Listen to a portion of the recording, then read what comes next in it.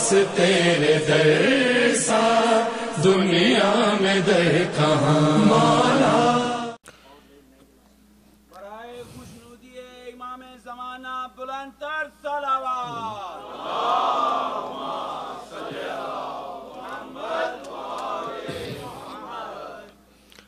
اعوذ باللہ من الشیطان اللعین الرجیم. بسم اللہ الرحمن الرحیم. الحمد للہ رب العالمین والصلاة والسلام علی اشرف الانبیاء والمرسلین سیدنا و مولانا ابی القاسم محمد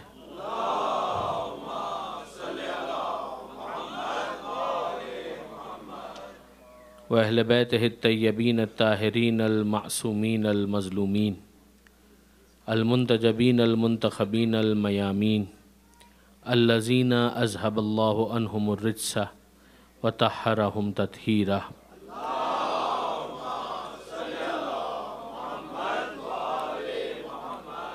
لا سیما علی الامام المنتظر والحجۃ الثانی عشر.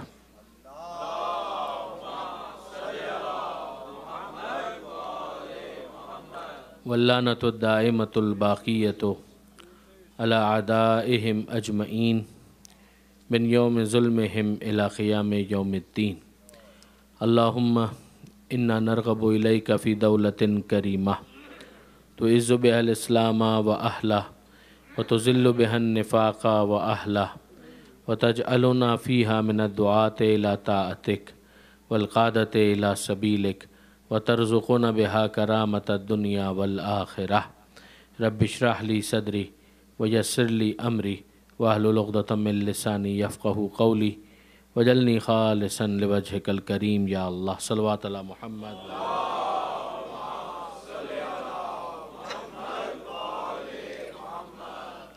اما بعد فقد قال اللہ سبحانہ وتعالی فی القرآن الحکیم. بسم اللہ الرحمن الرحیم. هو الذی بعث فی الامیین رسولا منہم یتلو علیہم آیاتہ ویزکیہم ویعلمہم الکتاب والحکمہ وإن كانوا من قبل لفی ضلال مبین. صلوات علی محمد وآل محمد.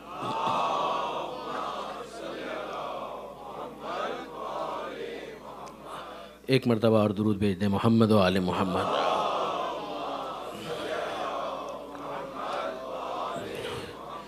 برادران عزیز و خواہران محترم، اس سے پہلے کہ جو آج کی گزارشات ہیں مختصراً صحیح میں آپ کی خدمت میں پیش کروں، ایک سوال جو تقریباً 4 سے 5 الگ الگ افراد نے مجھ سے پوچھا، اس کا جواب دینا میں ضروری سمجھتا ہوں، اور وہ ہے عاشورہ کے روزے کے حوالے سے. مجھے نہیں معلوم کہ اس حوالے سے اتنی کنفیوژن کیوں پائی جاتی ہے. البتہ فقہی اعتبار سے یہ مسئلہ بالکل واضح اور کرسٹل کلیئر ہے. جو واجب روزے پروردگار عالم نے کیے ہیں وہ ماہ مبارک رمضان کے ہیں.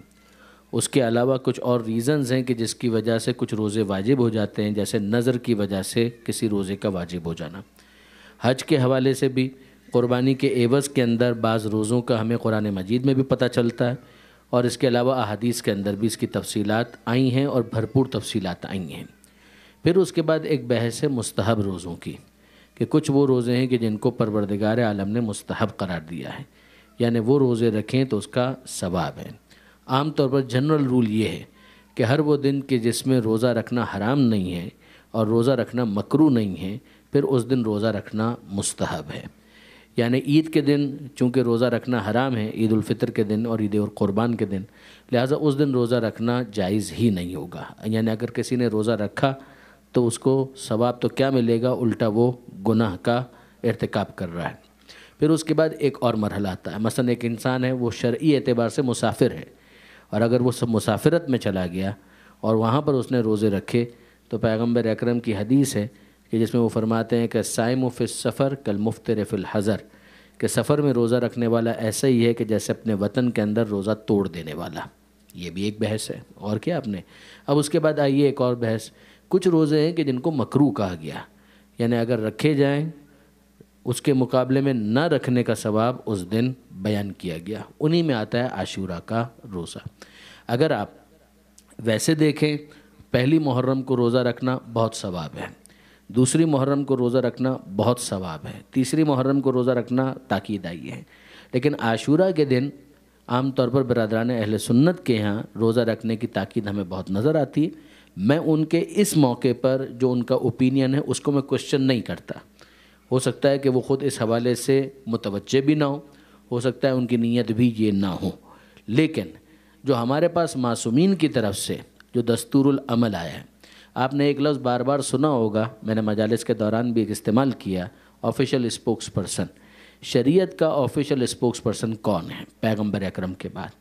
پیغمبر اکرم کے بعد ہمارے لیے جو شریعت کی ترجمانی ہے وہ یا قرآن کے پاس ہے یا اطرت اور اہل بیت کے پاس ہے، جو ان کے ذریعے سے تشریعات ہم تک پہنچیں گی۔ دیکھیے پیغمبر اکرم کو ڈائریکٹ تو کوئی نہیں سن رہا، یعنی جتنے بھی دوسرے ہمارے برادران ہیں وہ بھی یہی کوٹ کر رہے ہیں کہ حضرت ابو ہریرہ نے یہ کہا، کوئی کہہ رہا ہے کہ مثلا سعد بن ابی وقاص نے یہ کہا، کوئی کہہ رہا ہے کہ فلاں نے یہ کہا، کوئی کہہ رہا ہے فلاں نے یہ کہا۔ وہ ٹھیک ہے، ان کو حق ہے، وہ اپنے اعتبار سے وہ انٹرپریٹ کریں۔ ہمارے سامنے پیغمبر اکرم کا یہ فرمان بالکل متفق علیہ ہے کہ میں تمہارے درمیان دو چیزیں چھوڑ کر جا رہا ہوں، ایک اللہ کی کتاب اور دوسرے میری اطرت، میرے اہل بیت۔ تو اب ہماری ذمہ داری یہ ہے کہ ہم قرآن کو دیکھیں اور اہل بیت کے فرمان کو دیکھیں، وہاں پر جو چیز ہمیں نظر آئے گی یہ وہ آفیشل ریپرزنٹیشن ہے کہ جو پیغمبر اکرم نے ہمارے لیے مقرر کی ہے۔ اب وہاں پر جب ہم دیکھتے ہیں تو کہیں اور دور جانے کی ضرورت نہیں، آپ مفاتیح الجنان کو دیکھ لیں۔ مفاتیح الجنان ہی کے اندر شیخ عباس قمی نے بڑی تفصیل کے ساتھ اس پر بحث کی ہے اور عاشورہ کے دن کے روزے کے حوالے سے معصومین کے فرامین کو نقل کیا ہے۔ زیارت عاشورہ کے اندر بھی ایک عبارت، ایک جملہ کہ ھذا یوم تبرکت بہ بنو امیہ، کہ یہ عاشورہ کا دن وہ ہے کہ جس کو بنو امیہ نے مبارک دن قرار دیا، سیلیبریشن کا دن قرار دیا، برکت والا دن قرار دیا۔ ہمارے لیے تو حزن و غم کا دن ہے، ہمارے لیے تو ماتم کا دن ہے، ہمارے لیے تو نوحے کا دن ہے، ہمارے لیے تو آنسو اور گریے کا دن ہے، سینہ زنی کا دن ہے۔ کیوں؟ اس لیے کہ اس دن ہمارے مولا کی شہادت ہوئی ہے۔ تو جس دن ہمارے امام کی شہادت ہوئی ہے اس دن کے اعتبار سے بنو امیہ کو برکت کیا نظر آتی ہے؟ برکت ان کو یہ نظر آتی ہے کہ وہ سیلیبریٹ کر رہے تھے، ظاہری طور پر وہ یہ سمجھ رہے تھے کہ وہ فتح یاب ہو گئے، وہ کامیاب ہو گئے، نقارے بجا رہے تھے، اور یہی وجہ ہے کہ ابن زیاد کے دربار میں، یزید کے دربار میں سب آگے بڑھ بڑھ کر رپورٹ کر رہے تھے کہ میں نے یہ کارنامہ کیا کربلا کے اندر، میں نے یہ کیا اور میں نے وہ کیا۔ اس وقت تو پوزیشن یہ تھی نا برادران عزیز کہ وہ سب کے سب جتنے بھی تھے کہ انعام لینا ہے تو اپنی کارروائی، اپنی کارگزاری، اپنا کنٹریبیوشن جو نیگیٹو انہوں نے کیا تھا اس کو وہ رپورٹ کر رہے تھے اور وہاں پر لکھوا رہے تھے، اور اسی کی عوض پھر ان کو ریوارڈز یا جائزے یا انعامات مل رہے تھے۔ یہ تو بعد میں ٹیبلز بالکل ٹرن ہو گئی، یہ تو بعد میں جو عام طور پر میں کہا کرتا ہوں کہ ایک تماچا خطبہ زینب کا اور دوسرا تماچا خطبہ سید سجاد کا، کہ جس کے بعد معاملات بالکل بدلنا شروع ہو گئے، اور وہ افراد جو کل تک یہ کہہ رہے تھے کہ میں نے یہ کارنامہ کیا، اب وہاں پہ ہر ایک جو ہے وہ پیچھے ہٹ رہا تھا، ہر ایک یہ کہہ رہا تھا کہ میں نے بھی کچھ نہیں کیا، میں نے بھی کچھ نہیں کیا، میں نے بھی کچھ نہیں کیا۔ یعنی اگر آپ پہلے مرحلے پر دیکھیں گے تو اگر کسی نے پتھر بھی مارا ہے تو وہ وہاں پہ لکھوا رہا ہے کہ میں نے پتھر مارا ہے، اس کا مجھے انعام چاہیے۔ عمر سعد اپنی پوری کارروائی لکھوا رہا ہے، شمر کہہ رہا ہے میں نے یہ کیا، سب یہ کہہ رہے ہیں، اور دوسری طرف ابن زیاد یزید کو رپورٹ کر رہا ہے کہ میں نے یہ کارنامہ انجام دیا، اور یزید فتح کا جشن منا رہا ہے کہ لعبت ہاشم بالملک فلا خبر جاء ولا وحی نزل، یعنی سارا اس کے ذہن کے اندر جو خوف تھا وہ ختم ہو گیا، اور اس نے کہا کہ اب تو میں نے معرکہ جیت لیا۔ یہ حسین کی کتنی بڑی کامیابی ہے کہ جو کل تک یہ کہہ رہے تھے کہ ہم جیت گئے اور ہم نے یہ سارے کام انجام دیے ہیں، وہ سب کے سب کچھ عرصے کے بعد یہ کہنے لگے کہ بھائی مجھے کیوں پکڑتے ہو، میں نے یہ نہیں کیا، دوسرا کہتا ہے میں نے نہیں کیا، تیسرا کہتا ہے میں نے نہیں کیا۔ یہ سارے کے سارے، یہ علامہ سید علی نقی صاحب کا ایک بہت اہم تھیسس ہے، وہ کہتے ہیں کہ فتح کس کی ہوئی، کامیاب کون ہوا، جیتا کون؟ تو جیت کا ایک معیار ہمارے پاس یہ ہے کہ جو فتح مند ہوتا ہے وہ اپنے کارنامے پر خوش ہوتا ہے، وہ اپنے کارنامے سے کبھی بھی بیک آؤٹ نہیں ہوتا ہے۔ اگر یہ لوگ اپنے آپ کو کامیاب سمجھ رہے ہوتے تو جس طرح سے ابتدا میں وہ اپنی کامیابی کا ڈھنڈورا پیٹ رہے تھے آخر تک اس پر باقی رہتے۔ ہمیں نظر یہ آتا ہے کہ پہلے سب کہہ رہے تھے کہ میں نے کیا، اور بعد میں سب مکر رہے ہیں کہ میں نے نہیں کیا، میں نے نہیں کیا، میں نے نہیں کیا۔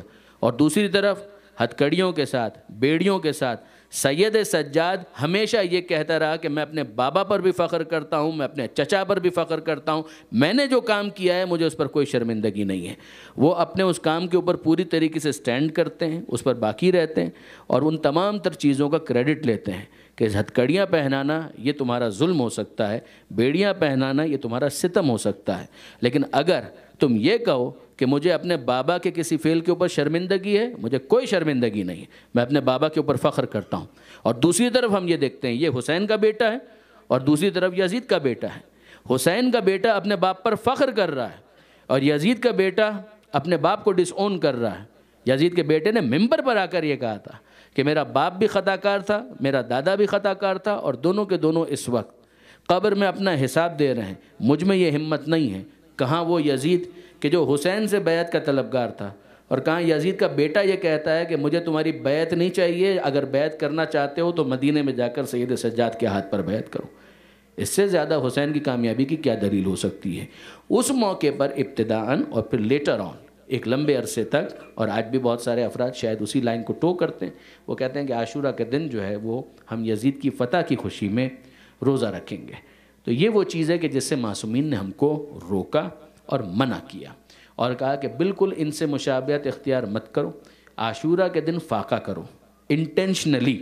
ایک تو فاقہ وہ ہوتا ہے جو حالات کی وجہ سے ایک انسان کو کرنا پڑ جاتا ہے کہ گھر میں کھانے کے لیے نہیں ہے، نہیں، یہ انٹینشنلی ایک انسان فاقہ کر رہا ہے. کس وجہ سے کر رہا ہے؟ کہ میں اپنے مولا حسین کی بھوک کا کچھ احساس کر سکوں کہ اس دن میرے مولا کی کیفیت کیا تھی، ان کی حالت کیا تھی، کچھ مجھے اس کا اندازہ ہو سکے. لہٰذا اس کے لیے تاکید ہے کہ انسان عاشورہ کے دن فاقہ کرے. مگر عصر کے وقت یہ اسی وجہ سے کہ وہ روزے والی مشابہت نہ آئے، تاکید کی جاتی ہے کہ اس موقع پر انسان اپنے فاقے کو ختم کر دے. اسی کو کہا جاتا ہے فاقہ شکنی.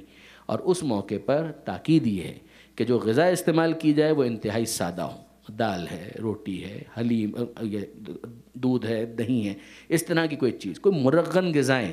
اس موقع پر کوئی سیلیبریشن نہیں ہو رہی، کوئی دعوت نہیں ہو رہی ہے.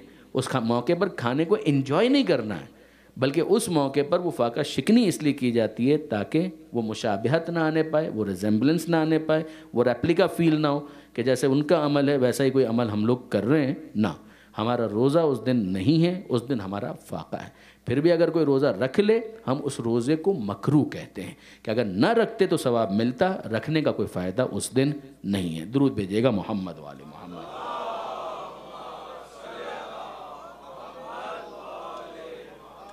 دامن وقت میں اتنی گنجائش بالکل بھی نہیں ہے کہ میں لمبی کوئی مفصل آپ کے سامنے تقریر پیش کروں یا پچھلی جو تقاریر تھی ان کا میں کوئی خلاصہ آپ کے سامنے گزارش کروں. چند باتیں ہیں کہ جن کو آپ سن لیجئے تبرکاً تاکہ آج کی مجلس مکمل ہو، اور ساتھ ہی ساتھ مسائد کے چند جملے تاکہ بات آخر تک پہنچ سکے. ہم نے آپ کے سامنے کار رسالت کے عنوان کے ماتحت کچھ گزارشات پیش کی. عنوان ہمارا کار رسالت تھا، اور سرنامہ کلام میں جو آیت آپ نے سنی وہ سورہ جمعہ کی تھی، جس میں پروردگار عالم نے پیغمبر اکرم کے کاموں کو بیان کیا. خدا وہ ہے کہ جس نے امیین کے اندر رسول کو بھیجا جو انہی میں سے ہے. یتلو علیہم آیاتہ، وہ ان کے درمیان آیتوں کی تلاوت کرتا ہے. نمبر 2، ویزکیہم، وہ ان کے نفسوں کو پاک کرتا ہے. نمبر 3، ویعلمہم الکتاب والحکمہ، وہ انہیں کتاب کی تعلیم دیتا ہے، وہ انہیں حکمت کی تعلیم دیتا ہے. میں نے آپ سے عرض کی تھی برادران عزیز کہ آیتیں بہت ہیں جس میں ان ایشوز کو ڈسکس کیا گیا ہے، کہیں پر بریفلی، کہیں پر ان لینتھ، کہیں پر ڈیٹیل کے اندر اس بات کو ڈسکس کیا گیا. میں صرف آپ کے ذہنوں کے اندر سورہ نحل کی اس آیت کو بیدار کر رہا ہوں کہ جس پر ہم نے بات کی تھی کہ خلاصتاً پروردگار عالم نے یہ ارشاد فرمایا کہ لقد بعثنا فی کل امت رسولا، ہم نے ہر امت کے اندر رسول کو بھیجا. ان اعبدوا اللہ، ان کا کام یہ تھا کہ وہ پیغام سنا دیں کہ عبادت ہوگی تو صرف اللہ کی. واجتنبوا الطاغوت، اور اپنے آپ کو طاغوت سے بچاؤ، اپنے نفس کی سرکشی سے بھی بچاؤ، اور خارج میں بھی اگر کوئی تمہیں طاغوت صفت نظر آتا ہے تو اس فرعون سے، اس نمرود سے، اس شداد سے، اس حامان سے اپنے آپ کو دور کرو. فمنہم من ھدی اللہ، کچھ وہ تھے کہ جنہوں نے ہدایت قبول کی تو اللہ نے ان کی ہدایت کر دی. ومنہم من حقت علیہ الضلالہ، اور کچھ وہ تھے کہ جن کے اوپر گمراہی کی مار پڑی رہی. فسیروا فی الارض، تو اب زمین میں سیر کر کے دیکھو، گھوم پھر کر دیکھو. فانظروا، اور دیکھو کیف کان عاقبۃ المکذبین، کہ جو جھٹلانے والے تھے، جو تکذیب کرنے والے تھے، پھر ان کا انجام کیا ہوا. تمہارے لیے عبرتیں بہت زیادہ ہیں. ما اکثر العبر، یہ مولا کا جملہ کہ عبرتیں کتنی زیادہ ہیں، وہ اقل الاعتبار، مگر ان عبرتوں سے نصیحت پکڑنے والے یہ کتنے کم ہیں۔ یہ آیت، وہ آیت، اور اب ایک اور تیسری آیت سنیے۔ پروردگار عالم ارشاد فرماتا ہے هو الذی ارسل رسولہ بالہدی ودین الحق، اللہ وہ ہے کہ جس نے اپنے رسول کو بھیجا ہدایت کے ساتھ اور دین حق کے ساتھ، لیظہرہ علی الدین کلہ، کہ ایک دن وہ آئے گا کہ جب یہ دین وہ کامل کر دے گا، کامل ہونے کے بعد غالب کر دے گا دیگر ادیان باطلہ پر، اگرچہ یہ بات کافروں کو کتنی ہی ناگوار کیوں نہ گزرے۔ ولو کرہ الکافرون بھی آیا ہے، ایک اور مقام پر آیا ولو کرہ المشرکون، کہ چاہے یہ بات مشرکوں کو اچھا تو نہیں لگے گا، وہ جو جان بوجھ کر شرک کو اختیار کیے ہوئے ہیں، وہ جو جان بوجھ کر کفر کو ایز این آپشن لیے ہوئے ہیں، ان الفاظ کی وضاحت ہو چکی ہے، وہ جنہوں نے آپشن کے طور پر لیا ہے، لیکن اگر وہ ہے کہ جو ابھی درمیان میں غور و فکر کر رہا ہے، وہ تو ہماری ٹارگٹ مارکیٹ ہے، وہ تو پوٹینشیل مومن ہے کہ جس کو ایڈریس کرنا ہے تاکہ وہ ایمان کی وادی کے اندر داخل ہو جائے۔ لیکن وہ کہ جس نے طے کیا ہے کہ وہ شرک ہی کرے گا، جس نے طے کیا ہے کہ وہ کفر ہی پہ رہے گا، اس کو اچھا تو نہیں لگے گا۔ اگر یہ دین حق غالب آنے لگے تو اس کو پسند نہیں آئے گا۔ اب یہاں پر ہمارے علماء ایک سوال اٹھاتے ہیں، اور جو واقعاً سوال بنتا ہے کہ یہ کام بھی پیغمبر اکرم کا بیان کیا گیا کہ یہ اللہ کے رسول کا کام ہے کہ وہ اس دین کو ادیان باطلہ پر، so called religions, fake religions, ان کے اوپر اس کو غلبہ عطا کرے۔ تو یہ غلبہ کہاں ہوا؟ پیغمبر اکرم کے زمانے میں اس غلبے کو ہم نہیں دیکھتے۔ کیا اس زمانے کے اندر دیگر تمام ادیان باطلہ کے اوپر دین اسلام غالب آ گیا تھا؟ جواب جی نہیں۔ کیا اس کے بعد ایسا ہوا؟ مملکتوں کو فتح کرنا اور بات ہے، دین کے اوپر دین حق کو غالب کرنا اور بات ہے۔ ان دو چیزوں کے درمیان زمین آسمان کا فرق ہے برادران عزیز۔ کہیں پر اگر آپ ٹیریٹری رونتے ہوئے چلے جائیں تو وہ مملکت فتح ہوتی ہے، دل فتح نہیں ہوتے ہیں۔ دین کے غالب آنے کا مطلب یہ نہیں ہے کہ فقط فورسفلی گن پوائنٹ کے اوپر اس دین کو اس سوسائٹی کے اندر پینیٹریٹ کرنے کا موقع مل جائے۔ نو، دس از ناٹ دا کیس۔ وہ ڈومیننس ہے کہ جس کے اندر لاجک بھی ہو، جس کے اندر ایکسیپٹنس بھی ہو، جس کے اندر پریچنگ بھی ہو، جس کے اندر تبلیغ بھی ہو، اور پھر اس کے بعد جو افراد ہیں وہ واقعاً قبول کریں۔ ورنہ اگر آپ گن پوائنٹ کے اوپر کسی کو مسلمان بنا بھی دیں گے تو مسلمان کا شناختی کارڈ تو اس کو ایشو ہو جائے گا، مگر وہ منافق ہوگا، جو دل سے اسلام قبول نہ کرے وہ سب کچھ ہو سکتا ہے، مومن حقیقی نہیں ہو سکتا۔ تو اب یہاں پر سوال یہ والا بنتا ہے، اور بالکل بنتا ہے، کہ کام تو یہ پیغمبر کا تھا۔ پروردگار کہہ رہا ہے هو الذی، انداز وہی ہے کہ خدا وہ ہے، ارسلہ، جس نے بھیجا، رسولہ، اپنے رسول کو، بالہدی، ہدایت کے ساتھ، ودین الحق، دین حق کے ساتھ۔ کیوں بھیجا؟ لیظہرہ علی الدین کلہ، کلہ یعنی تمام کے تمام ادیان کے اوپر یہ دین اسلام بات غالب آ جائے۔ ہمیں تو نظر نہیں آیا کہ ماضی میں کبھی ایسا ہوا ہو، ہمیں تو نظر نہیں آتا کہ اس وقت کہیں ایسا ہو۔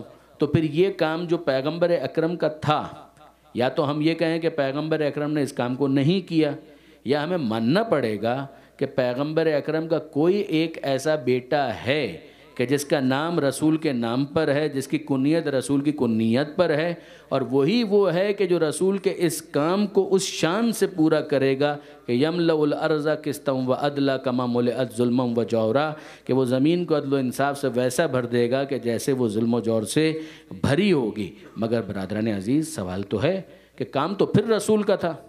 یہ اگر آخری امام آ کر اس کام کو انجام دے بھی دے تو اس سے رسول کی ذمہ داری کیسے پوری ہو جائے گی؟ ٹاسک تو ان کو دیا گیا تھا۔ یہ وہی والی بات ہے کہ جب ذمہ داری صرف نفس کی تھی تو حربوں کا حربی یا علی، اے علی تیری جنگ میری جنگ، تو نے تلوار چلائی گویا میں نے تلوار چلائی۔ اب یہاں پر علی کے اس سلسلہ امامت کے اندر آخری فرد ہمیں نظر آتی ہے کہ جس کو سمجھانے کے لیے پیغمبر اکرم پہلے ہی یہ کہہ چکے ہیں کہ کبھی یہ مت سمجھنا کہ اس کا کام میرے کام سے الگ ہے۔ اولنا محمد، اوسطنا محمد، آخرنا محمد و کلنا محمد، ہمارا پہلا بھی محمد، اوسط بھی محمد، آخر بھی محمد، اور کل کے کل محمد۔ درود بھیجئے محمد و آل محمد پر۔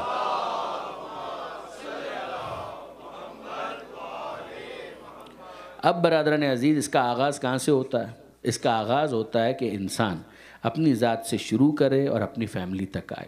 دیکھیے پروردگار عالم نے قرآن مجید کے اندر یہ کہا کہ جب تم دین کے نمائندے بننا چاہتے ہو، شروع کرو اپنی ذات سے۔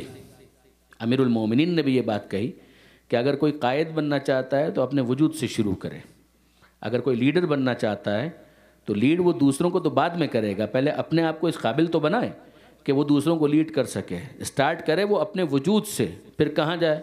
کہ دوسرے مرحلے میں اپنی فیملی۔ یا ایھا الذین آمنو، پروردگار قرآن کے اندر کہتا ہے اے ایمان لانے والوں، قو بچاؤ، انفسکم اپنے آپ کو، و اہلیکم اور اپنے فیملی ممبرز کو، کس چیز سے بچاؤ؟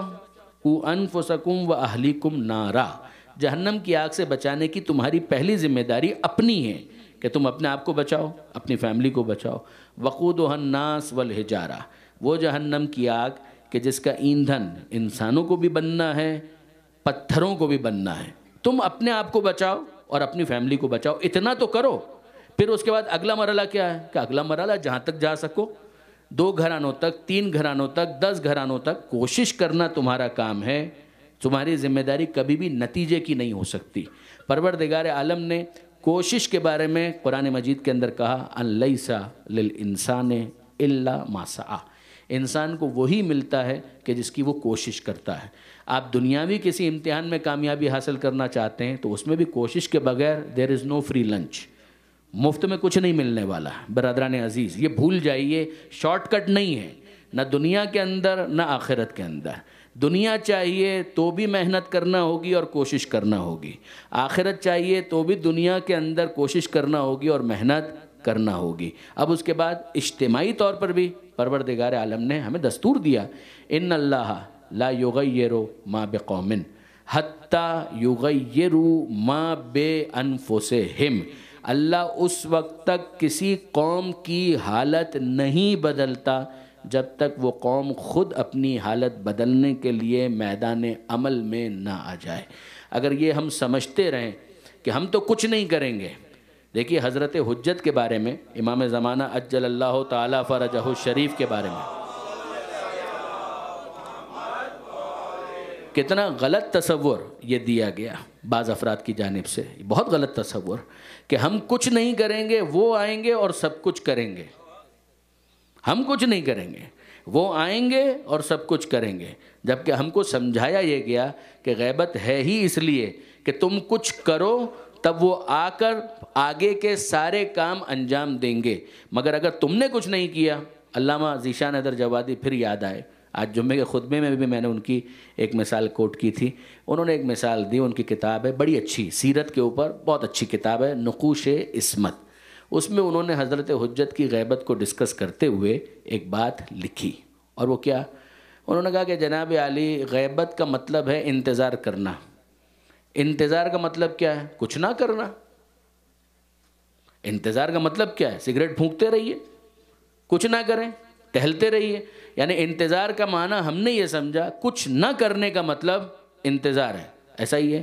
اچھا، اب وہ مثال دیتے ہیں اور سمجھانے کی کوشش کرتے ہیں کہ ذرا پہلے تو یہ غور کیجئے کہ حدیث کے اندر جملہ آیا کہ افضل العبادت انتظار الفرج، عبادت میں افضل ترین عبادت ہے ظہور امام کا انتظار کرنا، امام کا ویٹ کرنا، یہ سب سے بڑی، سب سے افضل عبادت ہے۔ عبادت کچھ کرنے کا نام ہوتا ہے یا کچھ نہ کرنے کا نام ہوتا ہے؟ پہلے تو یہ سوچئے کہ عبادت کچھ کرنے کا نام ہوتا ہے یا کچھ نہ کرنے کا نام ہوتا ہے، معطل ہونے کا نام ہوتا ہے، سسپینڈ ہونے کا نام ہوتا ہے۔ عبادت ہے تو اس کے اندر کچھ ایکشن ہے، کچھ ایکٹیویٹی ہے۔ اچھا، پھر وہ کہتے ہیں کہ جناب یہ بتائیے کہ آپ اگر پیش امام کا انتظار کر رہے ہیں تو انتظار آپ کس طریقے سے کرتے ہیں؟ انتظار سب سے پہلے اس وقت ہوتا ہے جب اعتبار ہوتا ہے، اگر اعتبار نہ ہو تو انتظار نہیں ہوتا۔ اگر آپ انتظار کر رہے ہیں تو اس بات کی دلیل ہے کہ آپ کو اعتبار ہے کہ وہ آنے والا ہے، اسی کا انتظار ہوتا ہے کہ جس کا اعتبار ہوتا ہے کہ نہیں آنے والا آئے گا۔ اگر اعتبار ختم ہو جائے تو برادران عزیز پھر کوئی انتظار نہیں ہوتا۔ اب انتظار اعتبار کی دلیل تو ہے، پیش امام کا آپ کو انتظار ہے، کب تک آپ انتظار کریں گے؟ جب تک آپ کو اعتبار ہے کہ وہ آنے والے ہیں۔ جب آپ مایوس ہو جائیں گے تو آپ انتظار ختم کر دیں گے، ایسا ہے یا نہیں؟ اب اگر آپ انتظار کر رہے ہیں اور اعتبار کے ساتھ انتظار کر رہے ہیں تو یہ تو نہیں ہوگا کہ پیش امام کی جگہ پر آپ کھڑے ہو جائیں اور خود پیش امام بن جائیں، یہ تو نہیں ہوگا۔ جیسے کہ پیش امام تو وہ ہے تو جب پیش امام کی جگہ پر آپ نہیں کھڑے ہوں گے، کیوں؟ اس لیے کہ آپ کو اعتبار ہے کہ وہ آنے والا ہے، تو آپ اس کی جگہ پر امامت کا دعویٰ کر دیں تو اس کا مطلب یہ ہے کہ آپ نے فراڈ کیا، پھر تو آپ نے فراڈ کیا۔ لیکن اگر آپ واقعاً جینونلی انتظار کر رہے ہیں تو پھر کیا ہوگا؟ پیش امام تو آپ نہیں بن جائیں گے، مگر اب یہ ہوگا کہ آپ فرش بچھا دیں گے، آپ لائٹ چیک کر لیں گے کام کر رہی ہے یا نہیں، پنکھا یا ہیٹر کا انتظام کرنا ہے تو وہ کر لیں گے۔ یہ ساری چیزیں آپ کیوں کر رہے ہیں؟ اس لیے کہ آپ واقعاً انتظار کر رہے ہیں، اور یہ کام آپ اس لیے کر رہے ہیں کہ اس آنے والے کو آنے کے بعد پھر انتظار نہ کرنا پڑے، اس آنے والے کو آنے کے بعد پھر انتظار نہ کرنا پڑے۔ یہ ہے جینون انتظار۔ آپ ذاکر کا انتظار کر رہے ہیں، اگر واقعاً آپ کو اعتبار ہے تو آپ انتظار کریں گے، لیکن انتظار ایک پازیٹیو انتظار ہے کہ دیکھ لو بھائی فرش بچھا ہوا ہے یا نہیں، ممبر سجا ہوا ہے یا نہیں، مائک صحیح کام کر رہا ہے یا نہیں، روشنیاں صحیح کام کر رہی ہیں یا نہیں۔ یہ سب کیوں ہو رہا ہے؟ اس لیے کہ اس کو آنے کے بعد پھر انتظار نہ کرنا پڑے۔ وہ ذاکر آئے اور پوچھے مائک کہاں ہے؟ کہا صاحب ابھی لے کر آتے ہیں۔ تو ابھی تک آپ کیا کر رہے تھے؟ کہا ابھی تک تو ہم انتظار کر رہے تھے۔ یہ انتظار پسندیدہ نہیں ہے، یہ انتظار اچھا نہیں ہے، یہ انتظار ایسا نہیں ہے کہ جس کی تعریف کی جائے۔ اگر واقعاً انتظار صحیح ہوتا تو پھر انسان تیاری پوری رکھتا۔ اب آپ غور فرمائیے برادران عزیز کہ اگر ایک انسان آمادہ اور تیار ہے، انتظار کر رہا ہے، وہ کہے میرا بس پوری دنیا پر تو نہیں چلتا، کوئی بات نہیں۔ وہ کہے میرا بس پورے ملک پر تو نہیں چلتا، کوئی بات نہیں۔ وہ کہے میرا بس پورے شہر پر تو نہیں چلتا، کوئی بات نہیں۔ وہ کہے میرا بس میرے محلے پر نہیں چلتا، کوئی بات نہیں۔ گھر پر چلتا ہے تو گھر پر چلاؤ، اور اگر گھر پر بھی نہیں چلتا تو اپنے وجود پر چلتا ہے تو اپنے وجود پر چلاؤ۔ کہیں سے تو آغاز کرو، ایسا نہ ہو کہ انسان زیرو پر بیٹھا رہے اور حضرت حجت کا ظہور ہو، اور اب اس کے بعد وہ آ کر کہیں کہ بھائی دیکھو معاملہ یہ ہے کہ اب میرے ظہور کے بعد تو یہاں پر بہت سارے افراد ہیں جو نئے نئے مسلمان ہوں گے، نئے نئے مومن بنیں گے، تو اب ایک کام کرو، وہ فلاں آبادی اور فلاں بستی ہے، وہاں پر کچھ نئے افراد ہیں جنہوں نے ابھی ابھی ایمان قبول کیا ہے، جاؤ اور ذرا جا کر ان کو نماز روزہ کچھ بنیادی چیزیں سکھا کر تو آؤ۔ ہم کہیں مولا پہلے ہم کو تو سکھائیے کہ یہ سب کیا چیزیں ہوتی ہیں۔ تو مولا کہیں کہ بھائی یہ لوگ تو فتح مکہ کے بعد کے مسلمان ہیں، تم تو پرانے ہو، تم نے اب تک کیا کیا؟ کہا مولا ہم تو انتظار کر رہے تھے۔ کہ یہ کون سا انتظار تھا کہ جس کے بعد مجھے آنے کے بعد مزید انتظار کرنا پڑے؟ میں تو توقع یہ کر رہا ہوں کہ تم میرے ہاتھ بنو گے، بازو بنو گے، میرے ہاتھ اور پیر بنو گے، میری آنکھ اور کان بنو گے، اور یہاں پر تو معاملہ یہ ہے کہ تمہیں آنے کے بعد پہلے بتانا پڑے گا کہ دین کیا ہے۔ تو اب تک تم نے کیا کیا؟ وہ کہیں کہ میں نے انتظار کیا۔ نہیں برادران عزیز، ایسے کام نہیں چلے گا۔ کوشش، محنت، ایفرٹس، اس کے بعد انسان کم سے کم اپنے لیے کچھ زحمت برداشت کرے، اپنی فیملی کے لیے زحمت برداشت کرے۔ اب آئیے تھوڑا سا میں آپ کے مزاج سے اور قریب ہو جاؤں۔ یہ مجھے بتائیے اسلام میں سوسائٹی کی یونٹ کیا ہے، اکائی کیا ہے؟ سوسائٹی کی یونٹ انڈیویجول کو نہیں مانا اسلام نے۔ اسلام نے معاشرے کی اکائی، یونٹ، ہم کہتے ہیں نا کہ مثال کے طور پہ بھائی یہ ایک مکان ہے، اس مکان کے یونٹ کیا ہے؟ آپ کیا کہیں گے؟ اینٹ، کمرہ، گھر، کیا؟ اسلام کی نظر میں یونٹ یا اکائی فرد نہیں ہے۔ اسلام کی نظر میں سوسائٹی کی یونٹ فیملی ہے، فیملی، خاندان کا، اس کو اسلام کہتا ہے کہ یہ ہے وہ سوسائٹی کی یونٹ۔ اچھا، اب پروردگار عالم نے قرآن مجید کے اندر اس حوالے سے بہت کچھ بیان بھی کیا۔ پروردگار عالم نے سورہ روم کے اندر کہا کہ اللہ کی نشانیوں میں سے یہ ان خلق لکم من انفسکم ازواجا لتسکنوا الیہ، کہ اللہ نے تمہارے جوڑے تمہیں میں سے قرار دیے تاکہ تم ان کے پاس سکون حاصل کرو، تمہارے درمیان مودت کو رکھا، رحمت کو رکھا۔ یہ پروردگار عالم نے اپنی نشانی کے طور پر اس کو بیان کیا ہے۔ اب ہم خدا سے سوال کریں، اے پروردگار ہمیں تو بتا کہ تیری نظر میں جوڑے کیسے ہوتے ہیں، کپلز کیسے ہوتے ہیں، پیئرز کیسے ہوتے ہیں۔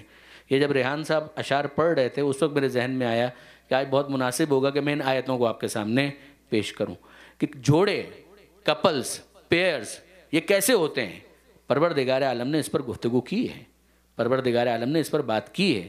دیکھیے برادران عزیز، ایک جوڑا وہ ہے کہ جس کے اندر شوہر بہت اچھا ہے، زوجہ وائس ورثہ بالکل خراب۔ ایک جوڑا وہ ہے کہ جس کے اندر زوجہ بہت اچھی ہے، بیوی بہت اچھی ہے، کوآپریٹو ہے، مگر شوہر کا معاملہ بالکل خراب. ایک جوڑا وہ ہو سکتا ہے کہ جس کے اندر شوہر بھی بیکار اور زوجہ بھی بیکار, اور پھر ایک جوڑا وہ ہو سکتا ہے کہ جس کے اندر شوہر بھی بہترین اور زوجہ بھی بہترین. تھیوری آف پرابیبلٹی کو آپ اپلائی کریں تو یہی کیسز بنیں گے. یہ 4 کیسز بنتے ہیں. شوہر بہترین, زوجہ برعکس, زوجہ بہترین, شوہر وائس ورثہ, بالکل الٹا معاملہ, شوہر اور زوجہ دونوں بالکل بیکار. اور پھر ایک پیئر ایسا ہے قرآن کی نظر میں کہ جو بڑا آئیڈیل پیئر ہے, کہ جہاں پر شوہر بھی بہترین ہے اور زوجہ بھی بہترین ہے. اب ذرا دیکھیے قرآن مجید میں پروردگار عالم نے ان کو کہاں پر بیان کیا. سورہ تحریم قرآن مجید کا 66واں سورہ ہے, بہت مختصر سا سورہ ہے, شاید 1.5 صفحے کا. آپ اس کو پڑھ سکتے ہیں, بلکہ ضرور پڑھیے, آپ کو بہت مزہ آئے گا. اس میں بہت کچھ ایسا ہے کہ جس کے ذریعے سے آنکھوں کو کھولا جا سکتا ہے. پروردگار عالم نے اس سورہ تحریم کے اندر یہ ارشاد فرمایا کہ ضرب اللہ مثلا للذین کفروا امرأۃ نوح و امرأۃ لوط. اللہ مثال بیان کرتا ہے کافروں کے لیے, نوح کی زوجہ کی مثال اور لوط کی زوجہ کی مثال. شوہر بہترین ہے مگر زوجہ کا کیس کیا ہے؟ وہی سازشی ہونا, وہی رسول کے کاموں کو خراب کرنا. بیڈ کریکٹر نہیں, جیسے کہ ابھی ریحان صاحب کہہ رہے تھے, لیکن سازشی ہونا.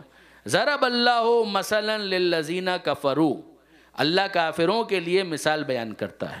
نوح کی زوجہ کی مثال اور لوط کی زوجہ کی مثال. کانتا تحت عبدین من عبادین صالحین, یہ دونوں ہمارے صالح بندوں کے ماتحت تھیں. فخانتہما, اور ان دونوں نے خیانت کی. فلم یغنیا عنہما من اللہ شیئا, ان دونوں کا نبی کی بیوی ہونا ان کو کوئی فائدہ نہیں پہنچا سکا. وقیلت ادخلا النار مع الداخلین, اور ان دونوں سے کہا گیا کہ داخل ہو جاؤ جہنم میں داخل ہو جانے والوں کے ساتھ. تو ہمیں سمجھ میں آتا ہے کہ ایک ایسا کیس بھی ہو سکتا ہے کہ جہاں پر شوہر اتنا بہترین ہو کہ وہ نبوت کا تاج سر پر رکھتا ہو, مگر زوجہ اس کے قابل نہ ہو, تو دنیا کے اندر زوجیت اسے آخرت میں بچانے والی نہیں ہے, اسے جہنم کی آگ کے حوالے کیا جائے گا. یہ ایک کیس ہے. اب آئیے اسی سورہ تحریم کے اندر دوسرا کیس ہمارے سامنے آتا ہے. ضرب اللہ مثلا للذین آمنوا, اللہ مثال بیان کرتا ہے صاحبان ایمان کے لیے. امرأۃ فرعون, فرعون کی بیوی کی مثال, فرعون کی بیوی کی مثال. اب آپ ذرا دیکھیے وہ پہلا کیس, شوہر بہترین نوح علیہ السلام, لوط علیہ السلام, زوجہ بدترین, اور یہاں پر شوہر بدترین فرعون, ربوبیت کا دعوے دار, خدائی کا دعوے دار, اور بیوی جناب آسیہ. اور وہ خدا سے دعا کیا مانگ رہی ہے؟ پروردگار عالم نے کوٹ کیا, رب اے میرے پروردگار, ابن لی عندک بیتن فی الجنہ, اے مالک یہ فرعون کا محل مجھے نہیں چاہیے, یہ فرعون کا رنگین دسترخوان مجھے نہیں چاہیے, یہ نوکر چاکر کنیزے غلام حشم یہ ساری چیزیں مجھے نہیں چاہیے. یعنی دنیا داری کے اعتبار سے آپ دیکھیں تو جناب آسیہ کے پاس کیا چیز موجود نہیں ہے؟ سب کچھ ہے, محل ہے, نوکر چاکر غلام کنیز رنگین دسترخوان, مگر جناب آسیہ کہتی ہیں پروردگار میں یہ سب لے کر کیا کروں. وہ ہوتا ہے ویژنری کہ جو آگے دیکھے.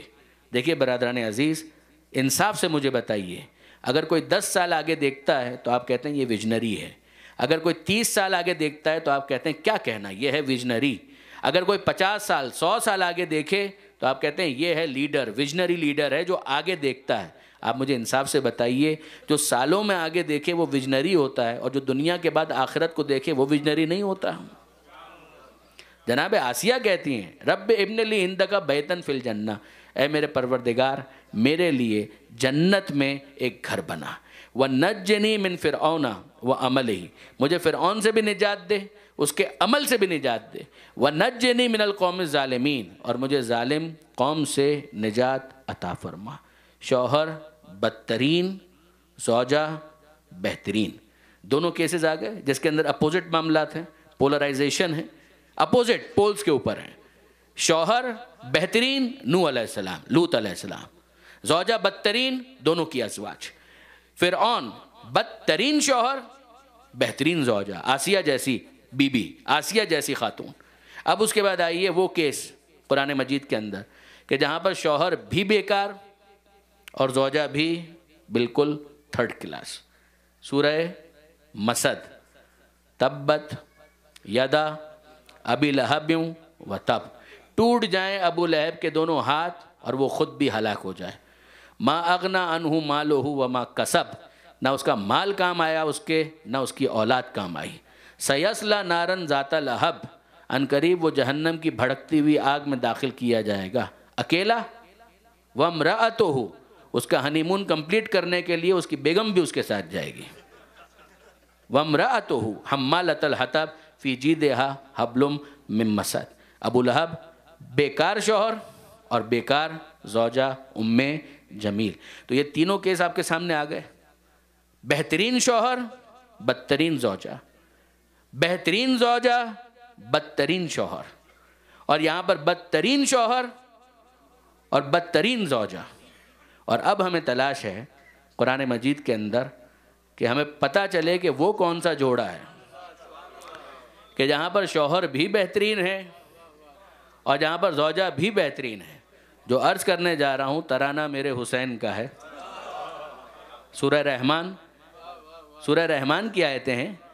پروردگار عالم نے عجیب بات کہی ہے. دیکھیے برادران عزیز، میں کہہ چکا یہ بات کہ ایک ہوتا ہے ظاہر، ایک ہوتا ہے باطن. ظاہر ہو انیق و باطن ہو عمیق. ظاہر حسین اور خوشگوار ہے، خوبصورت ہے، اور جو باطن ہے اس کے اندر ایک ڈیپتھ ہے. سورہ رحمان کی جن آیتوں کو میں آپ کے سامنے بیان کرنے جا رہا ہوں، حوالہ آپ سن لیجئے.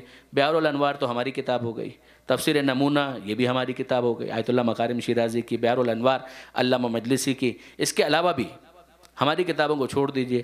علامہ جلال الدین سیوطی، تفسیر کا نام ہے در منصور، اور وہاں پر انہوں نے سورہ رحمان کی ان آیتوں کے ذیل میں وہی لکھا ہے جو میں بیان کرنے جا رہا ہوں. بہترین شوہر اور بہترین زوجہ.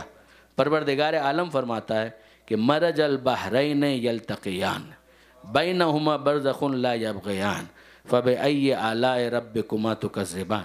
یہ تو پروردگار نے بار بار کہا ہے نا، تم اپنے رب کی کون کون سی نعمتوں کو جھٹلاؤ گے. یہاں خدا فرماتا ہے دو دریا ہیں، مرج البحرین یلتقیان، دونوں دریا اللہ نے جاری کر دیے اور ان کا ملاپ ہوا. بینہما برزخ لا یبغیان، اور ان دونوں کے درمیان ایک حد فاصل ہے. دونوں تجاوز نہیں کرتے، وہ اپنے اپنی لمٹس کو جانتے ہیں، اپنے اپنے مقام اور مرتبے کو جانتے ہیں. فَبِأَيِّ آلَاءِ رَبِّكُمَا تُكَذِّبَانِ، تم اپنے رب کی کون کون سی نعمتوں کو جھٹلاؤ گے. دنیا میں ظاہراً ان دریاؤں کو آپ تلاش کرتے رہیے اور ان برزخوں کے اوپر تحقیق کرتے رہیے، یہ ایک پہلو ہے. مگر اگر پیغمبر سے پوچھیں تو پیغمبر اکرم نے اس کی تشریح کی ہے اس انداز سے. علامہ سیوطی بھی لکھتے ہیں اور دیگر ریفرنسز بھی میں دے چکا کہ یہ دو دریا کہ جن کا ذکر یہاں پر ہو رہا ہے، ایک دریا دریائے ولایت ہے، دوسرا دریا دریائے عصمت ہے.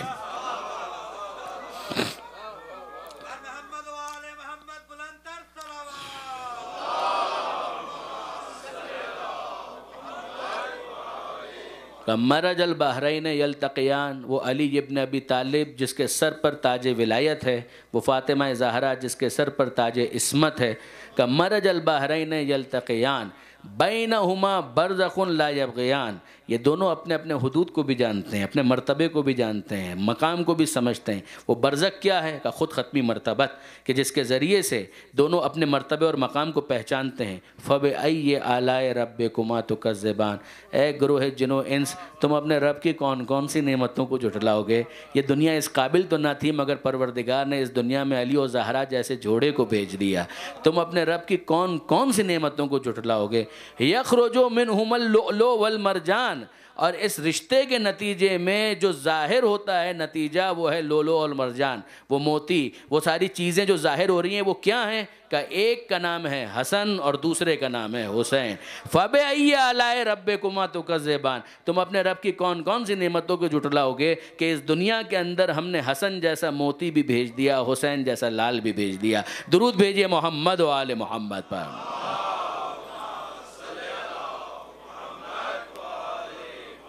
اور اب برادران عزیز اس جوڑے کی تاثیر کو سمجھیے کہ جو پروردگار، جس میں شوہر بھی معصوم اور زوجہ معصومہ، کیا بہترین ایک کمبینیشن، ایک کپل ایسا کہ جو آئیڈیل ہو سکتا ہے. اور وہ اسی لیے رکھا گیا ہے کہ اس کے ذریعے سے ہم یہ سمجھیں، ہم ان جیسے نہ بن سکیں، کچھ قریب تو ہو سکیں، ان جیسے نہ بن سکیں، فضہ اور کمبر جیسے تو بن سکیں، کچھ تو اس کے اندر ایک شباہت، ایک ریزمبلنس آنی چاہیے۔ اب دیکھیے برادران عزیز، یہ تو ایک مرحلہ ہے۔ سورہ دہر میں چلیے واپس، پروردگار عالم نے ایک آیت سورہ دہر کی ہے کہ لا یرون فیہا شمسا ولا زمہریرا، کہ جو اہل جنت ہیں، جو اہل جنت ہیں، یہ تو دنیا کی بات ہوئی نا، کہ دنیا کے اندر تم اپنے رب کی کون کون سی نعمتوں کو جٹلاؤ گے؟ علی اور زہرا جیسا جوڑا، حسن اور حسین جیسے بچے۔ اب ذرا میدان قیامت میں، جنت میں ذرا دیکھیے کہ کیا تاثیر اور کیا اثر ہے۔ لا یرون فیہا شمسا ولا زمہریرا، تو جنت میں گیا تو کلائمیٹ تو آئیڈیل ہے، کیلگری والا معاملہ تو نہیں ہے کہ ایگزاسٹ فین چلائیں تو سردی لگنے لگے، بند کریں تو پسینہ بہنے لگے۔ یہاں پر اندر آ جائیے اور اس کے بعد ٹوپی پہن کر رکھیے تو پریشان ہو جائیے، اور باہر جائیے اور ٹوپی اگر نہ پہنے تو پریشان ہو جائیے، گاڑی کے اندر بیٹھیں اور ہیٹر چل رہا ہو تو بے چین ہو جائیے، اور اگر باہر نکل رہے ہیں اور ٹوپی سر پر نہیں ہے تو انسان بے چین ہو جائے۔ تو آئیڈیل کلائمیٹ تو نہیں ہے۔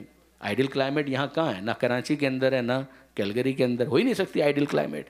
اس لیے کہ دنیا جو ہے، میں نے پہلی تقریر کے اندر بھی عرض کیا تھا کہ ہم نے اس دنیا کو عیاشی کی جگہ سمجھا ہے، جبکہ دنیا دار امتحان ہے۔ یہاں پر آئیڈیل چیزیں نہیں ملتی ہیں، یہ آئیڈیل جگہ ہے ہی نہیں۔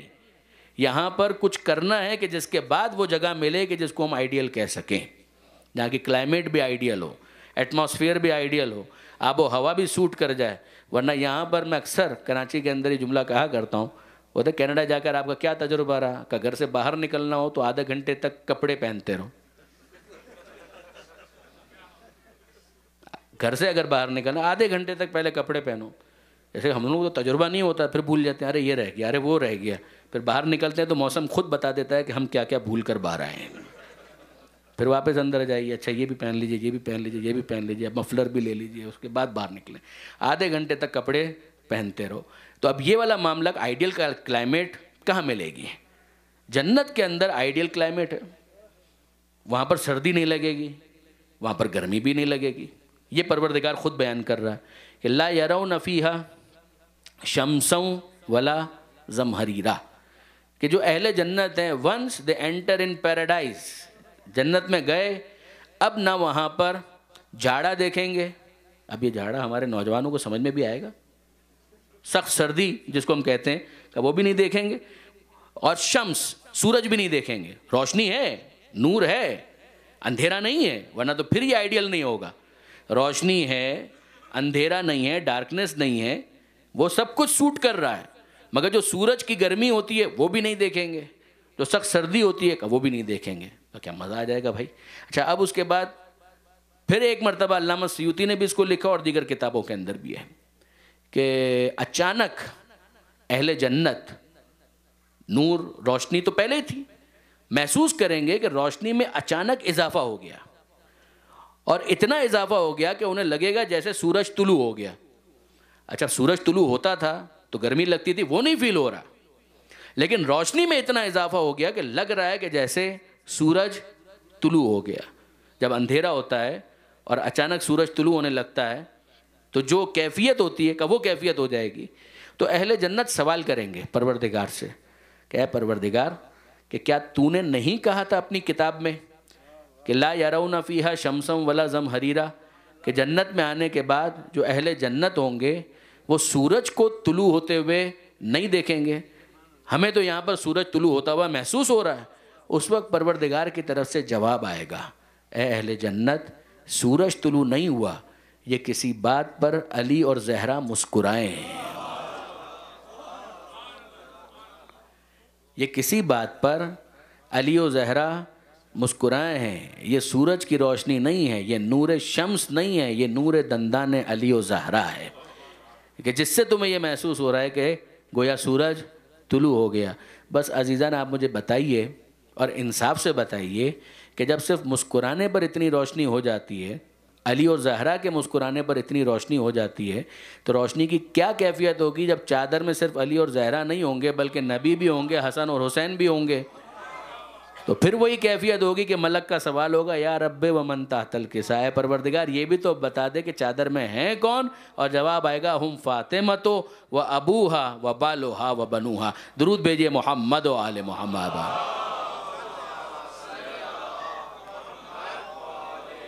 بس برادران عزیز، اس سے زیادہ میں کیا آپ کو زحمت دوں، وقت بہت زیادہ ہو گیا، اور ظاہر ہے کہ آج ہم لوگوں نے استفادہ کیا محترم شاعر جناب ریحان اعظمی صاحب سے، اللہ ان کی توفیقات میں اضافہ فرمائے اور ان کا سایہ سلامت رکھے۔ ہمارے نوجوان بہت استفادہ کر سکتے ہیں ان کے اشعار کے ذریعے سے، ایون اپنی اردو کو بہتر کرنے کے لیے بھی وہ ان کے اشعار سے بہت استفادہ کر سکتے ہیں۔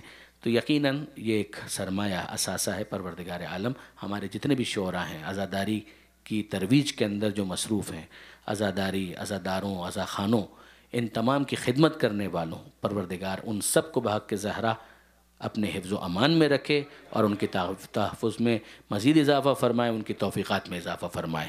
چند جملے ظاہر ہے کہ برادران عزیز مجھے مصائب کے بیان کرنے تاکہ یہاں پر مجلس مکمل ہو سکے، اور اس سے پہلے ایک جملہ میں آپ لوگوں کے شکریہ کا ضرور ادا کرنا چاہوں گا کہ آپ لوگوں کی بڑی نوازش، بڑی مہربانی کہ آپ لوگوں نے یہاں پر آ کر عزاداری کے اندر اپنا کنٹریبیوشن پیش کیا۔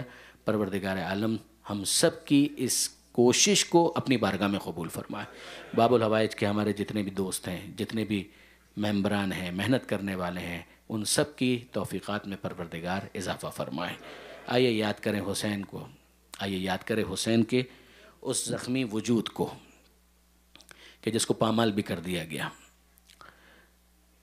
حسین مظلوم کا جنازہ پامال ہونا، میں نے شام غریبہ کی مجلس میں عرض کی تھی کہ بہت بڑی مصیبت، بہت بڑی مصیبت کہ جس کو دوسرے بھی برداشت نہیں کر پائے، اور ہر شہید کا لاشا وہاں سے ہٹا لیا گیا، یہاں تک کہ آخر میں فقط حسین کا جنازہ تھا، اور گھوڑے دوڑ رہے تھے اور زہرا کی کمائی پامال ہو رہی تھی۔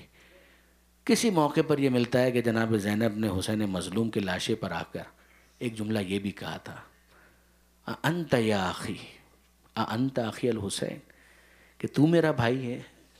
یعنی کیفیت یہ ہو گئی تھی جنازے کی کہ جناب زینب اس لاشوں کے درمیان جناب امام مظلوم کے لاشے کو پہچان نہیں پا رہی تھی، انت اخی، کہ تو میرا بھائی ہے۔ اور اس کے بعد جب پہچانا تو اپنے ہاتھوں پر لے کر بلند کیا اور ایک جملہ کہا، ربنا تقبل منا ھذا القربان، اے پروردگار آل محمد کی اس قربانی کو اپنی بارگاہ میں قبول فرما۔ یہ واقعاً جناب زینب کا جگر ہے، جناب زینب کا حوصلہ ہے۔ یہ شام غریبہ اور اس کے بعد پھر ساری رات سید سجاد کے بارے میں ملتا ہے کہ سید سجاد نے یہ ساری رات ایک سجدہ شکر میں گزاری ہے، فجر تک، لا الہ الا اللہ حقا حقا، لا الہ الا اللہ شکرا شکرا۔ پروردگار عالم کا ساری رات سید سجاد نے شکر ادا کیا۔ ایسے ہی نہیں کہا گیا ان کو سید الساجدین، ایسے ہی ان کو سجاد نہیں کہا گیا، سید الساجدین یعنی سجدہ کرنے والوں کے سردار۔ پھر جب 11 محرم یعنی اگلا دن آیا ہے تو عمر سعد کی طرف سے یہ حکم دیا گیا کہ اب ہمیں کوفہ کی جانب روانہ ہونا ہے، لہٰذا سواریوں کو تیار کیا جائے۔ عمر سعد نے اپنے نجس سپاہیوں کی لاشوں کو دفن کیا ہے، ان کی نماز جنازہ پڑھی ہے، مگر حسین مظلوم کی نماز جنازہ کوئی پڑھنے والا اس وقت موجود نہیں تھا، کوئی موجود نہیں تھا۔ سید سجاد حسرت کے ساتھ یہ سارا منظر دیکھ رہے تھے۔ کب؟ جب یہ کہا گیا نا کہ ان بیبیوں کو کہ تب کے سب سوار ہو جائیں اماریوں کے اوپر، اماری تو تھی نہیں، اونٹوں کے اوپر، ان کی برہنہ پشت کے اوپر سب کے سب سوار ہو جائیں، تو اس موقع پر بیبیاں آس پاس دیکھ رہی تھیں۔ جناب لیلہ اکبر کو تلاش کر رہی ہیں کہ پہلے جب کبھی میں سوار ہوا کرتی تھی میرا بیٹا اکبر آ کر مجھے سوار کرایا کرتا تھا۔ فروا دیکھ رہی تھی، ارے میرا قاسم کہاں گیا؟ جب بھی میں سوار ہوتی تھی میرا قاسم آ کر مجھے سوار کرواتا تھا۔ اور جب جناب زینب کا معاملہ ہوتا تھا تو ایک طرف سے عباس آگے بڑھتے، ایک طرف سے اکبر آگے بڑھتے، اور سب مل کر پوری شان کے ساتھ جناب زینب کو سوار کراتے۔ اس موقع پر جب حسرت سے جناب لیلہ دیکھ رہی ہیں، حسرت سے جناب فروا دیکھ رہی ہیں، تو زینب کبریٰ آگے بڑھی اور کہا کہ اے بیبیوں پریشان مت ہو، اے لیلہ اکبر نہیں ہے تو کیا ہوا، میں تمہیں سوار کراؤں گی، اے فروا قاسم نہیں ہے تو کیا ہوا، میں تمہیں سوار کراؤں گی، رباب فکر مت کرو، میں تمہیں سوار کراؤں گی۔ ہر ایک کو جناب زینب نے سوار کروایا ہے۔ اور آخر میں کیفیت یہ تھی کہ سید سجاد بیمار تھے، بیٹھ نہیں پا رہے تھے اونٹ کے اوپر، تو جناب زینب نے سہارا دے کر اپنے بیمار بھتیجے کو بھی سوار کروایا۔ مگر جب خود سوار ہونے کی باری آئی تو اس وقت جناب زینب کا دل بھر آیا۔ بعض علماء کہتے ہیں کہ فرات کی طرف رک کر کے کہا کہ اے عباس، سب کو تو میں نے سوار کرا دیا مگر ہائے افسوس میرا کوئی سوار کرانے والا اس وقت موجود نہیں ہے۔ جناب زینب کسی طریقے سے اونٹ کے اوپر سوار ہوئیں، اور اب عمر سعد نے، یہ ریاض الاحزان کی روایت ہے کہ عمر سعد نے حکم دیا کہ میں چاہتا ہوں کہ ان بیویوں کے دل زخمی ہیں، ان زخموں کو اور گہرا کیا جائے، لے جاؤ ان کو مقتل کی جانب سے لے جاؤ، تاکہ ہر بیوی اپنے عزیز کا لاشا دیکھے اور ان کے زخم اور تازہ ہو جائیں، ان کے زخموں کے اوپر اور زیادہ مشکلیں آئیں، پریشانیاں آئیں، اور بیویوں کو لے جایا گیا مقتل سے۔ اور جب بیویوں نے مقتل کے اندر لاشوں کو دیکھا ہے، سر تو نہیں ہے، سر کاٹے جا چکے ہیں، مگر کیا لیلا کو پہچاننے میں کوئی تکلف ہے کہ یہ میرے علی اکبر کا لاشا ہے؟ سر نہیں ہے، مگر کیا فروا کو پہچاننے میں کوئی مشکل ہے کہ یہ میرے قاسم کا لاشا ہے؟ سر نہیں ہے، مگر عباس کا لاشا پہچاننے میں ام کلثوم کو کوئی زحمت ہے؟ سب بیویاں پہچان رہی ہیں، ہر ایک کی نظر اپنے اپنے وارث، اپنے اپنے بیٹے کے لاشے کے اوپر ہے۔ زینب کی نظر کہاں پر ہے؟ سید سجاد دیکھ رہے ہیں اپنے بابا حسین کا لاشا، زینب کی نظر کہاں پر ہے؟ زینب کی نظر اون و محمد کے لاشے پر ہونی چاہیے نا، لیکن نہیں عزیزوں، ایسا نہیں تھا۔ لیلا کی نظر تھی اکبر کے لاشے پر، فروا کی نظر تھی قاسم کے لاشے پر، ام کلثوم کی نظر تھی عباس کے لاشے پر، سید سجاد کی نظر تھی حسین کے لاشے پر، زینب کی نظر تھی سید سجاد پر کہ یہ میرے بیٹے، میرے بھتیجے سجاد کی کیا کیفیت ہے۔ اگر اسی طرح سے سجاد اپنے بابا کے لاشے کو دیکھتا رہا تو یہ امام وقت ہے، اس کی روح پرواز کر جائے گی۔ جناب زینب کو سمجھ نہیں آ رہا کہ میں کیا کروں کہ سجاد کی نظریں ہٹیں۔ جناب زینب نے ایک کام کیا جس کے بعد سجاد کی نظریں ہٹ گئیں، اور وہ کام کیا کیا جناب زینب نے؟ اپنے آپ کو اونٹ سے گرا دیا۔ جیسے ہی جناب زینب کو اونٹ سے گرتا ہوا دیکھا ہے، سید سجاد نے کہا پھوپھی اماں آپ کو کیا ہو گیا؟ اور نیچے سے جناب زینب کہتی ہیں اے بیٹا سجاد تو بتا تجھے کیا ہو گیا؟ اے میرے لال اگر اسی طرح سے تو اس اپنے بابا کے لاشے کو دیکھتا رہا تو تیری روح تیرے جسم میں باقی نہیں رہ پائے گی۔ سید سجاد ہاتھ جوڑ کر کہتے ہیں پھوپھی اماں آپ انصاف سے بتائیے اس جوان بیٹے کی کیا کیفیت ہونی چاہیے کہ جس کے بوڑھے باپ کا لاشا پڑا ہو، نہ وہ اسے غسل دے سکے، نہ وہ اسے کفن دے سکے، نہ وہ اسے دفن کر سکے۔ اس موقع پر جناب زینب نے ایک جملہ کہا، جناب زینب نے مستقبل کی ایک پیشن گوئی کی اور کہا بیٹا سجاد یہ ہمیشہ ایسا نہیں رہے گا، یہ آج جو تجھے نظر آ رہا ہے یہ ہمیشہ ایسا نہیں رہے گا، یہاں پر روضے تعمیر ہوں گے اور دور دور سے لوگ آیا کریں گے صرف اس ایک تمنا کے ساتھ کہ ہمیں حسین کی زری کو دیکھ کر کہنا ہے السلام علیکہ یا ابا عبداللہ۔ آج جو آپ کو اتنے زائرین کروڑوں کی تعداد میں جاتے ہوئے نظر آتے ہیں، یہ جناب زینب کی وہ خواہش بھی تھی، جناب زینب کا وہ پیغام بھی تھا۔ بس عزیزوں آخری جملے سن لیجئے کہ یہ جناب زینب نے جو اپنے آپ کو اونٹ سے گرایا، آپ نے اتنی آسانی کے ساتھ سن لیا، مگر یہ اتنا آسان نہیں تھا جناب زینب کے لیے۔ یہ ایک مصیبت ہے کہ جس میں جناب زینب نے حضرت عباس کا ساتھ دیا ہے۔ وہ کون سی مصیبت تھی؟ جناب عباس کے اوپر ایک انفرادی مصیبت تھی جو کسی شہید نے عباس کا اس مصیبت میں ساتھ نہیں دیا۔ وہ مصیبت کیا تھی؟ اکبر جب گھوڑے سے گرے ہیں تو اپنے ہاتھوں کا سہارا لیا ہے، قاسم جب گھوڑے سے گرے ہیں ہاتھوں کا سہارا لے کر زمین پر آئے ہیں، حبیب ہو، مسلم ہو، اون و محمد ہو، یہاں تک کہ خود حسین جب زمین پر گھوڑے سے گرے ہیں ہاتھوں کا سہارا لیا ہے۔ مگر ہائے افسوس علمدار کربلا کہ جب گھوڑے سے زمین پر آ رہے تھے تو بازو قلم ہو چکے تھے، منہ کے بل زمین کربلا پر آئے۔ اب آپ کو حق ہے کہ آپ مجھ سے پوچھیں مگر زینب کے بازو تو سلامت تھے، جناب زینب نے تو ہاتھوں کا سہارا لیا ہوگا۔ نہیں عزیزوں، زینب کے بازو یقیناً تھے مگر وہ پسے گردن سے بندھے ہوئے تھے۔ جناب زینب بھی جب اپنے آپ کو اونٹ سے گرا رہی تھی، عباس جب گرے منہ کے بل زمین پر آئے، زینب جب زمین کربلا پر گری ہاتھ بندھے ہوئے تھے، سہارا نہ لے سکی۔ الا ولعنۃ اللہ علی القوم الظالمین وسیعلم الذین ظلموا ای منقلب ینقلبون۔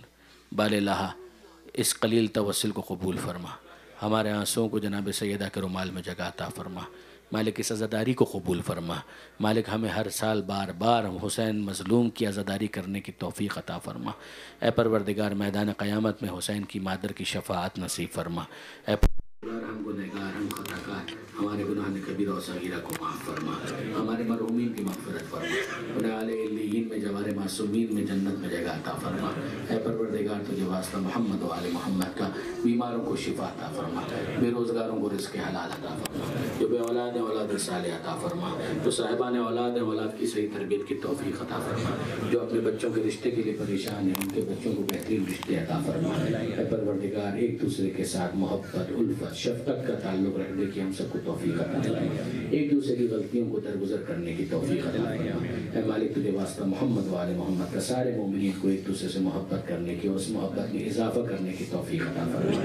ऐ परवरदिगार तुझे वास्ता मोहम्मद व आले मोहम्मद का, आले मोहम्मद के मानने वाले जानने वाले जहाँ कहीं भी आबाद हैं उनकी जान माल इज़्ज़त व आबरू की हिफाजत फरमा। इराक़ हो यमन हो पाकिस्तान हो कहीं पर भी जहाँ पर भी मुश्किलात हैं सख्तियाँ हैं, ऐ परवरदिगार उन मुश्किलात और परेशानियों को दूर फरमा। मालिक तुझे वास्ता मोहम्मद व आले मोहम्मद का तमाम उलमाए किराम मराज इज़ाम मकाम मुअज़्ज़म रहबरी और इनकलाब इस्लामी की हिफाजत फरमा, इस इनकलाब को ज़माने के इमाम के इनकलाब से मुत्तसिल फरमा। मालिक तुझे वास्ता मोहम्मद व आले मोहम्मद का हज़रत हुज्जत ज़माने के इमाम का हमें वफ़ादार रहने की तौफ़ीक़ अता फरमा। ऐ परवरदिगार इमामत के झूठे दावेदारों पर अपनी लानत नाज़िल फरमा। मालिक तुझे वास्ता मोहम्मद व आले मोहम्मद का ज़माने के इमाम के ज़हूर में ताजील फरमा, उनके अवान व अंसार में शुमार फरमा। रब्बना तक़ब्बल मिन्ना इन्नका अंतस समीउल अलीम व तुब अलैना इन्नका अंत